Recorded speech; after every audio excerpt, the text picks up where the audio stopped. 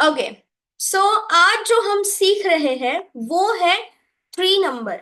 Three number कौन से planet को बिलोंग करता है? जुपिटर। जुपिटर कौन होता है? गुरु। अगर हम साइंटिफिक भी देखें तो गुरु, सॉरी, जुपिटर प्लैनेट जो है वो सबसे बड़ा प्लैनेट है। एस्ट्रोलॉजिकल चीजों के अंदर वो इसको गुरु माना जाता है, जिसके पास ज्ञान का भंडार है, जिसके पास सोर्स रिसोर्स सारी चीजें एक्सट्रीम लेवल पे है। ठीक है, जो नॉर्मल लोगों की तरह नहीं होता। अगर हम नंबर्स की बात करें तो नंबर वन कौन था? राजा। नंबर दो रानी। नंबर तीन गुरु। ठीक है, जैसे होता है धर्म गुरु, महागुरु, जो राज्य का गुरु रहता है।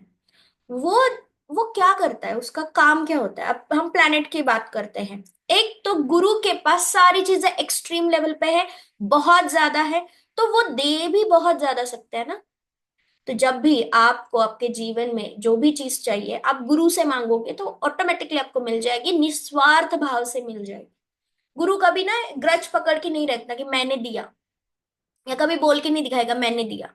वो अहंकार उनके अंदर नहीं होता, बस वो देना जानते हैं। फिर वो ज्ञान हो, पैसा हो, बुद्धि हो, कुछ भी हो, वो देना जानते हैं। तो गुरु क्या है? एक तो उसके पास भर भर के अबंडेंस है।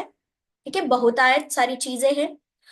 विकसनशील होता है, ये हमेशा कुछ नया, कुछ विस्तार करने के बारे में सोचता रहता है, एक्सपांशन के बारे में सोचता रहता है, ग्रोथ के बारे में सोचता रहता है। हमेशा एक उदार दिल रहता है कि हाँ ठीक है, चलो दे दो, मुझे मिल जाएगा, मुझे मेरे पास आ जाएगा, ईश्वर का हाथ मेरे ऊपर है। वो एक जो विश्वास होता है ना, एक आशा होती है कि वो उनके अंदर होती ही है। विल पावर जिसको हम कहते हैं 951, जैसे हम लोशग्रीड के अंदर सीख रहे थे कि 951 जिनके पास रहता है उनकी विल पावर बहुत स्ट्रांग होती है। उनके पास हो ना हो, उन्होंने ठान लिया तो हो गया, सिंपल। गुरु ये चीज के बारे में भी बताता है। बुद्धि तो इनके पास बहुत सारी होती है। अगर बुद्धि है, ज्ञान है, हर एक सेक्टर का है, तो थ्री नंबर से आप कितनी सारी चीजें ले सकते हैं। इस पावर से आप कितनी सारी चीजें ले सकते हैं। अब थोड़ा सा हम डेप्थ में देखते हैं कि ये जो जुपिटर है वो सबसे हाइयर चीजों के बारे में बताता है, बट ये किंग नहीं होता। ये ध्यान देना जरूरी है कि थ्री नंबर और वन नंबर का कॉम्बिनेशन क्यों, किस तरीके से होता है। जो गुरु है वो किंग मेकर है। ठीक है, जुपिटर किंग मेकर है।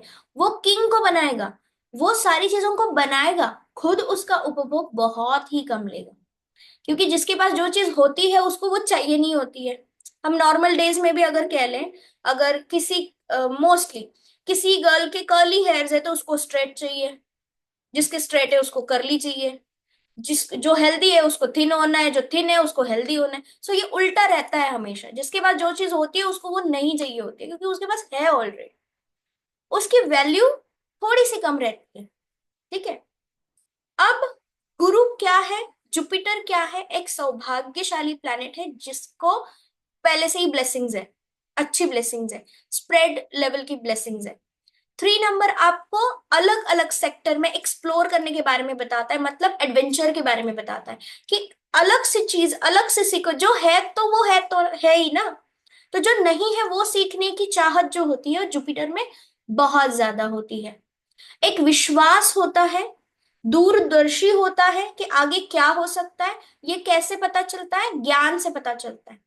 अलग अलग तरीके के इंटरव्यूज देखने की वजह से कह लो, या अलग अलग लोगों के एक्सपीरियंस सुनने की वजह से कह लो, भले ही उस व्यक्ति ने वो हालात अपने जीवन में कभी नहीं जिए, लेकिन फिर भी वो किसी को भी एक, हम कह सकते हैं ना, सलाह मशवरा दे सकता है, क्योंकि उसके पास उतना ज्ञान है कि अगर ऐसे हालात बने तो क्या करना चाहिए।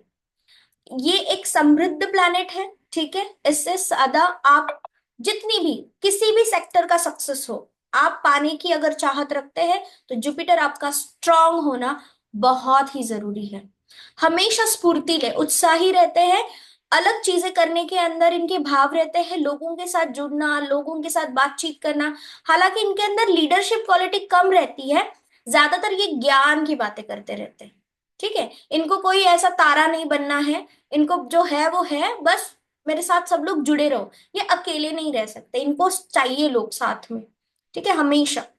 ये खुद भी प्रेरणादायी होते हैं और दूसरों को भी प्रेरणा देते रहते हैं कि अगर कोई इनके सामने आ जाता है कि ये क्यों नहीं हो रहा मेरे साथ, या सेकंड जो मून हमने अभी सीखा, जो नेगेटिव मून अगर इनके पास आ जाता है तो वो उस नेगेटिव मून को हटा के पॉजिटिव मून चार्ज करके इनको भेज देंगे अपनी बातों से। तो गुरु अपने आप में एक रेमेडियल प्लैनेट है, जिसके साथ होने से ही आप में अलग ऊर्जा ऊर्जा का संचार होगा। ठीक है। तो जुपिटर किस तरीके से हमने रीड किया, कितने सारे कीवर्ड्स अभी हमने देखे। ठीक है। पता चल गया कि पॉजिटिव जुपिटर किस तरीके से हमें रीड करना चाहिए। जब भी आप मेडिटेशन के लिए बैठेंगे, प्लैनेट चार्जिंग के लिए बैठेंगे, आपको ये पॉजिटिव सारे कीवर्ड्स ध्यान में रखते हुए कार्ड को चार्ज करना है। ठीक है। चलिए अब हम देखते हैं कि किस तरीके से जुपिटर अब नेगेटिव हो सकता है। पॉजिटिव चीजें तो हमने सारी देख ली, अब हम देखेंगे नेगेटिव। तो अगर जुपिटर नेगेटिव हो जाता है तो वो ओवर एक्सप्रेसिव हो जाता है, ओवर टॉकेटिव हो जाता है, ध्यान की कमी रहती है क्योंकि उथल पुथल चीजें ज्यादा रहती है कि ये भी करना है, ये भी करना है, ये भी करना है, ये भी करना है। तो यहाँ पे इनकी एनर्जी ना स्कैटर्ड हो जाती है और वो कहीं ना कहीं भटक जाते हैं। हालांकि सारी चीजों का ज्ञान रखते हुए उनके पास तो है, वो पावर तो उनके पास है, भले ही वो नेगेटिव हो, तो वो नेगेटिव चीजों के बारे में भी पता करते हैं।